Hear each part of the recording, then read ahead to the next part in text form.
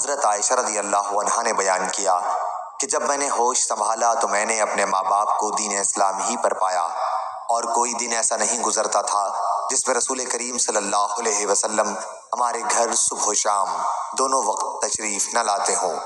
پھر جب مکے میں مسلمانوں کو ستایا جانے لگا تو حضرت ابو بکر رضی اللہ عنہ حبشے کی ہجرت کا ارادہ کر کے نکلے۔ جب آپ مقام برگ الغمات پر پہنچے تو آپ کی ملاقات ابن دغنہ سے ہوئی جو قبیلہ قارہ کا سردار تھا۔ اس نے پوچھا، ابو بکر رضی اللہ عنہ کہاں کا ارادہ ہے؟ انہوں نے کہا کہ میری قوم نے مجھے نکال دیا ہے، اب میں نے ارادہ کر لیا ہے کہ ملک ملک کی سیاحت کروں اور آزادی کے ساتھ اپنے رب کی عبادت کروں گا۔ ابن دغنہ نے کہا، لیکن ابو بکر تم جیسے انسان کو اپنے وطن سے نہ خود نکلنا چاہیے اور نہ اسے نکالا جانا چاہیے۔ تم محتاجوں کی مدد کرتے ہو، صلہ رحمی کرتے ہو، بے کسوں کا بوجھ اٹھاتے ہو، مہمان نوازی کرتے ہو اور حق پر قائم رہنے کی وجہ سے کسی پر آنے والی مصیبتوں میں اس کی مدد کرتے ہو۔ میں تمہیں پناہ دیتا ہوں، واپس چلو اور اپنے شہر ہی میں اپنے رب کی عبادت کرو۔ چنانچہ وہ واپس آ گئے اور ابن دغنہ بھی آپ کے ساتھ واپس آیا۔ اس کے بعد ابن دغنہ قریش کے تمام سرداروں کے یہاں شام کے وقت گیا اور سب سے اس نے کہا کہ ابو بکر رضی اللہ عنہ جیسے شخص کو نہ خود نکلنا چاہیے اور نہ اسے نکالا جانا چاہیے۔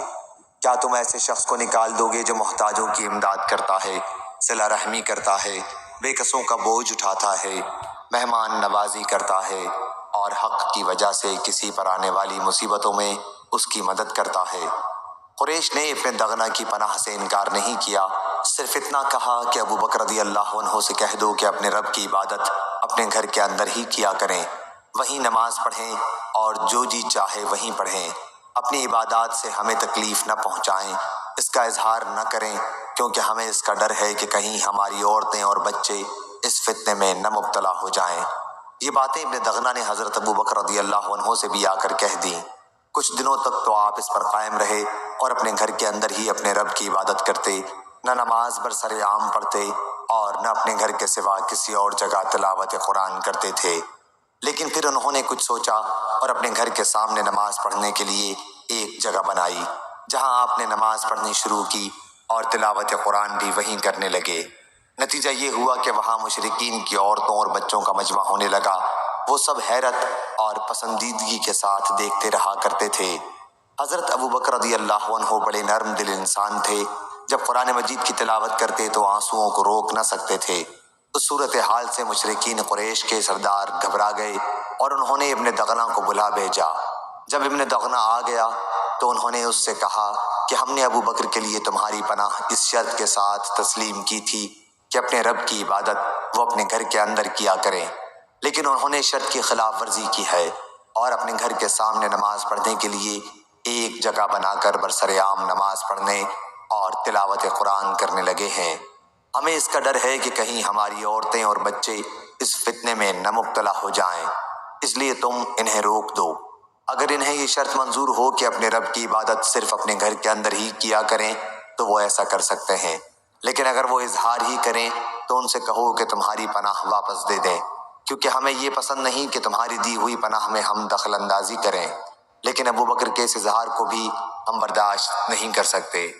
حضرت عائشہ رضی اللہ عنہا نے بیان کیا کہ پھر ابن دغنہ ابو بکر رضی اللہ عنہ کے یہاں آیا اور کہا کہ جس شرط کے ساتھ میں نے آپ کے ساتھ عہد کیا تھا وہ آپ کو معلوم ہے، اب یا آپ اس شرط پر قائم رہیے یا پھر میرے عہد کو واپس کیجیے، کیونکہ یہ مجھے گوارا نہیں کہ عرب کے کانوں تک یہ بات پہنچے کہ میں نے ایک شخص کو پناہ دی تھی لیکن اس میں قریش کی طرف سے دخل اندازی کی گئی۔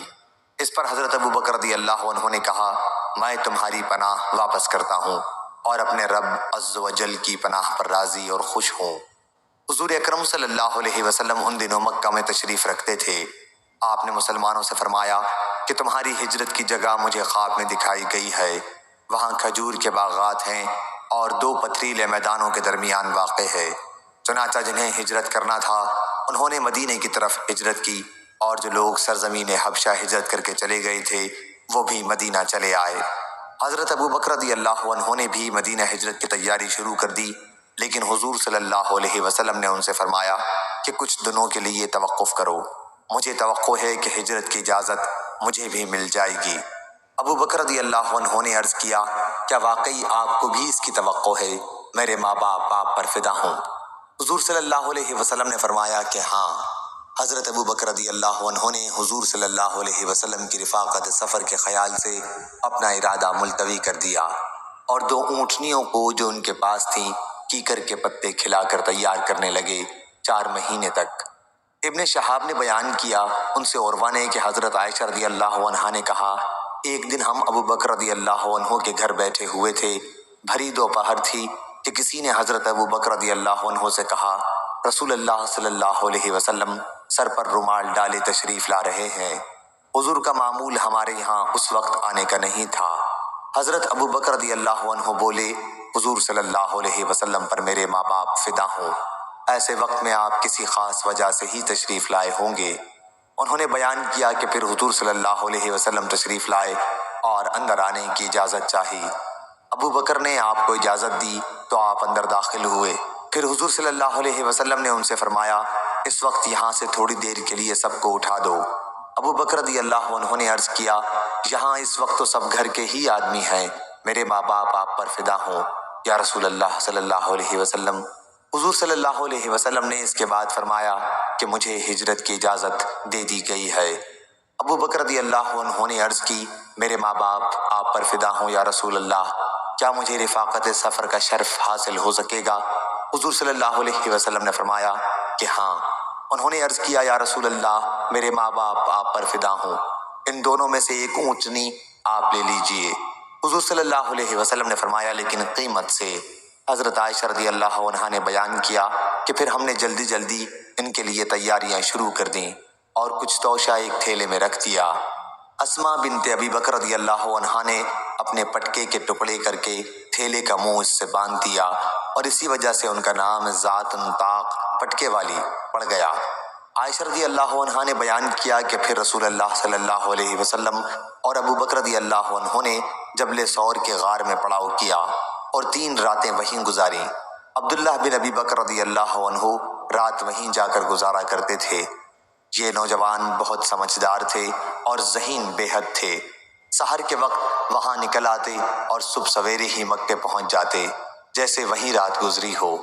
پھر جو کچھ یہاں سنتے اور جس کے ذریعے ان حضرات کے خلاف کارروائی کے لیے کوئی تدبیر کی جاتی تو اسے محفوظ رکھتے اور جب اندھیرا چھا جاتا تو تمام اطلاعات یہاں آ کر پہنچاتے۔ ابو بکر رضی اللہ عنہ کے غلام عامر بن فہیرہ رضی اللہ عنہ آپ ہر 2 کے لیے قریب ہی دودھ دینے والی بکری چرایا کرتے تھے اور جب کچھ رات گزر جاتی تو اسے غار میں لاتے تھے۔ آپ اسی پر رات گزارتے، اس دودھ کو گرم لوہے کے ذریعے گرم کر لیا جاتا تھا۔ صبح منہ اندھیرے ہی عامر بن فہیرہ رضی اللہ عنہ غار سے نکل آتے تھے۔ ان 3 راتوں میں روزانہ کا ان کا یہی دستور تھا۔ حضرت ابو بکر رضی اللہ عنہ نے بنی دیل جو بنی عبد بن عدی کی شاخ تھی کہ ایک شخص کو راستہ بتانے کے لیے اجرت پر اپنے ساتھ رکھا تھا۔ یہ شخص راستوں کا بڑا ماہر تھا۔ آل عاص بن وائل سہمی کا یہ حلیف بھی تھا اور کفار قریش کے دین پر قائم تھا۔ ان بزرگوں نے اس پر اعتماد کیا اور اپنے دونوں اونٹ اس کے حوالے کر دیے۔ قرار یہ پایا تھا کہ 3 راتیں گزار کر یہ شخص غار ثور میں ان سے ملاقات کرے۔